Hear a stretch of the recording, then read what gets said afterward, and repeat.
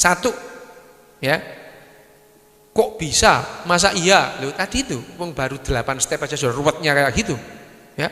Apalagi ini 3,5 miliar tahun yang lalu, dan setiap kali 1 menit ada 1 pembelahan. Bayangin, ya, 1 menit 1 sel membelah jadi 2 menit 1 sel sudah jadi berapa? Dan kalau itu 1 jam, lah kalau 3,5 miliar tahun, ya itu apakah tidak jadi kelihatannya rumit padahal sederhana aja, misah aja gitu ya. Nah, membran molekul itu menyediakan bahan-bahan ensel untuk replikasi sel itu sendiri pada awalnya. Mengikuti hal ini dapat dideskripsikan transisi penting yang terjadi dalam evolusi. Jadi sebetulnya sel-sel ini juga simpel saja itu. Mereka itu berubah sedikit demi sedikit sampai akhirnya demikian kompleks. Dan akhirnya dapat disimpulkan bahwa satu sel berkembang menjadi organisme multiseluler seperti kita ini, menjadi terspesialisasi dan bekerja sama dalam suatu formasi organ yang rumit seperti otak. Otak kita ini rumit banget. Ada 100 miliar sel di situ. Ya, 100 miliar sel di otak kita, manusia ya, manusia. Terus kemudian kira-kira satu sel itu tangannya itu, valensi tangannya itu, ya, tangannya itu antara 7 sampai 11. Dia itu saling berhubungan, bayangno. Hubungan, jadi ada itu berapa hubungan, koneksi itu hampir tak terbatas. Rumit sekali. Ya, tapi awalnya juga dari simpel, dari satu sel. Ya. Masa lalu itu meninggalkan banyak tanda yang bisa kita analisa. Ya. Nenek moyang kita, tumbuh-tumbuhan dan hewan itu terawetkan dari fosil. Fosil bisa kita lihat. Ya. Fosil kita lihat. Tapi sekarang ini dengan adanya biologi molekuler, nggak perlulah, ya bolehlah orang meneliti fosil sebagai hiburan, ya. Iya, tapi kita bisa mentrace sejarah kita itu tidak bisa lewat fosil, lewat genom kita ini loh. Sudah cukup gitu ya. Kita pernah jadi tikus itu ada di situ ya, pernah di situ. Dulu kita pernah menjadi yang semacam tikus, bukan tikus ya, sekali lagi ya. Kita pun tidak pernah jadi monyet, tidak. Tapi monyet sama kita itu mempunyai nenek moyang yang sama. Kebetulan nenek moyang yang sama kita itu lebih mirip monyet daripada mirip kita gitu ya. Ya gitu ya. Itu evolusi. Bukan kita keturunan monyet, bukan, nggak pernah gitu ya. Monyet yang ada sekarang ini sama kita mempunyai nenek moyang yang sama. Dan nenek moyang yang kita yang sama itu lebih mirip dia daripada mirip kita gitu. Gak apa-apa, mirip aja kok ya. Nah, saat ini biologi molekuler, biomolekul itu merupakan sumber informasi tentang evolusi yang melimpah, sangat melimpah. Ya. Contoh, kita manusia ini ada genom manusia ini ada 23 kromosom. Kromosom kita yang pertama itu berbicara mengenai spesies kita ini. Spesies kita itu kapan berubah, sudah enggak usah ngurusin orang antropologi, itu ada di situ, tercatat, tertulis ya. Jadi kita bisa baca ya dengan kitab genom kita itu. Nah, kromosom kita nomor 2 berbicara tentang sejarah kita itu. Sejarah kita melawan penyakit dalam kehidupan kita yang dahulu ya, itu. Seperti itu. Itu biologi molekuler itu sumber informasi yang melimpah untuk mempelajari kehidupan kita dari waktu ke waktu. Nah, yang jadi persoalan itu begini. Bagaimana evolusi terjadi dari sel pertama menuju keanekaragaman hayati seperti sekarang itu? Ini sekarang mudah dijelaskan. Sangat mudah. Yang tersulit adalah bagaimana menjelaskan dari benda-benda yang mati itu jadi sel. Itu adalah bagian yang sulit. Begitu jadi sel, terus jadi wedhus, jadi sapi, jadi manusia, gampang menjelaskannya. Ya, makin lama makin terjelaskan dan makin jelas memang. Tapi yang paling sulit adalah menjelaskan bagaimana yang namanya karbon, nitrogen, hidrogen itu kok menjadi satu, jadi bisa hidup. Nah, itu yang jadi masalah. Yang paling sulit menjelaskan dalam ngomong soal kehidupan ini. Tantangan adalah bagaimana prosesnya dari molekul-molekul yang tidak hidup menjadi sel pertama. Dan bagaimana molekul biologi sederhana dapat terbentuk di bawah kondisi prebiotik. Ya. Keadaannya betul-betul kalau misalkan mesin waktu itu betul-betul ada, Anda itu dikirim langsung ke 4 miliar tahun lalu, Pak, begitu datang langsung mati. Langsung mati. Ya. Kenapa? Loh ya oksigennya aja gak ada kok, sesek nafas langsung dut ya. Dut itu bahasa Belanda, dut ya. Dead. Mati dut. Ya, gitu. Itu. Jadi kondisi pada saat itu sangat tidak mendukung untuk tumbuhnya sebuah kehidupan. Lah kok bisa gitu ya itu. Ini adalah tantangannya. Nah, sekarang kita ngomong bumi purba ini ya. Yang saya bilang tadi, kenapa Anda kok kalau ke sana langsung dut itu ya. Lingkungannya sangat keras. Gempa vulkanik setiap saat. Ya. Sinar kosmik tidak tersaring ya. Ya. Enggak ada atmosfer kok. Begitu sampai sana langsung leleh. Langsung leleh. Dan hujan sangat deras. Hujannya bukan sembarang hujan enggak jelas. Hujan asam, hujan basah, macam-macam sudah. Ya. Hanya ada sedikit oksigen bebas. Dan tidak ada lapisan ozon untuk menyerap radiasi ultraviolet. Nah, bagaimana keadaan semacam ini memungkinkan terbentuknya sebuah kehidupan? Ada lagi, suatu reaksi fotokimia dari radiasi mungkin dapat menjaga atmosfer yang kaya molekul aktif, tapi jauh dari homostasis itu. Mungkin, ya, mungkin. Ini bumi purba.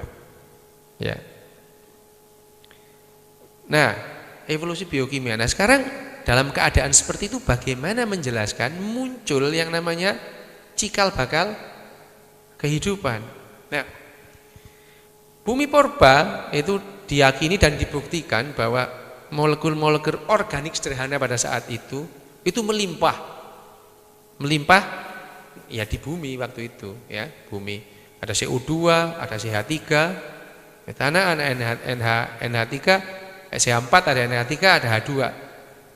Nah, kalau ini dipanaskan dengan air, ya karena suhunya waktu itu panas, hangat ya, dibilang hangat. Kok hangat ya 300 derajat Celcius kok hangat ya? Ya melonyoh kita ini ya. Tapi itu termasuk hangat kalau dibandingkan matahari ya memang ya. Kalau kemudian diberi energi listrik dan radiasi sinar kosmik. Nah, kok ndilalah gitu ya. Ndilalah menghasilkan asam sianida dan formaldehid HCHO ya. Dan kalau ini siap, kemudian kalau ini terjadi, kemudian dia bereaksi dengan CO2, CH4, NH3 dan H2, dia akan menghasilkan asam amino, gula, purin dan pirimidin yang diperlukan untuk membentuk nukleotida.